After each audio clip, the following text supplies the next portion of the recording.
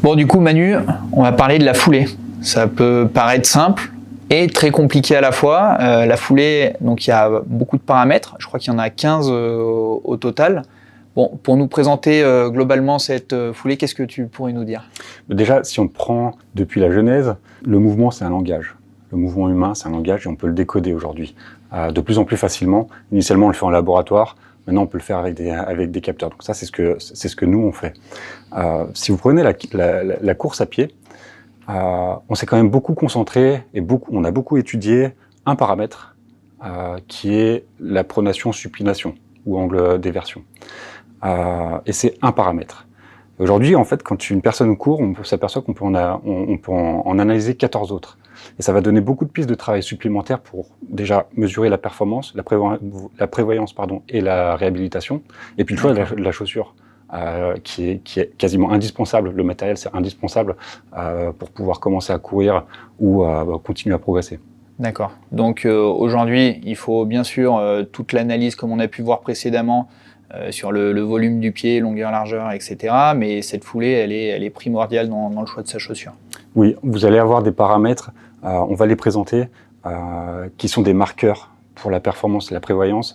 Et une fois qu'on est à l'aise sur ce travail de lecture, ça saute aux yeux de savoir quelles sont les chaussures qui peuvent être adaptées au profil du coureur ou à proscrire. D'accord.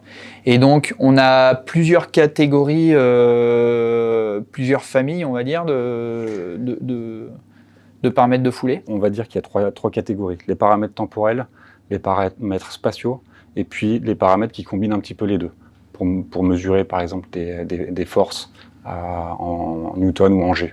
D'accord. Donc, dans l'absolu, ça paraît déjà complexe, d'autant plus que tous les paramètres sont interconnectés.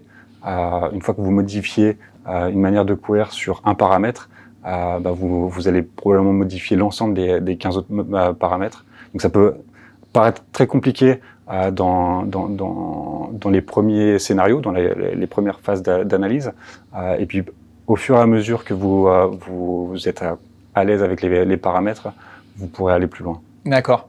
Donc là, sur ce schéma, on peut voir que c'est un gros fourre-tout, ces paramètres. Enfin, ça paraît hyper complexe, mais on va vous montrer qu'en fait, tout est interconnecté et que c'est pas si compliqué que ça, et qu'il n'y a pas uniquement un paramètre. Parce que c'est vrai que jusqu'à aujourd'hui, on parlait beaucoup du paramètre de l'angle d'éversion, qui est la pronation-supination, et c'est souvent le seul paramètre qui a été utilisé.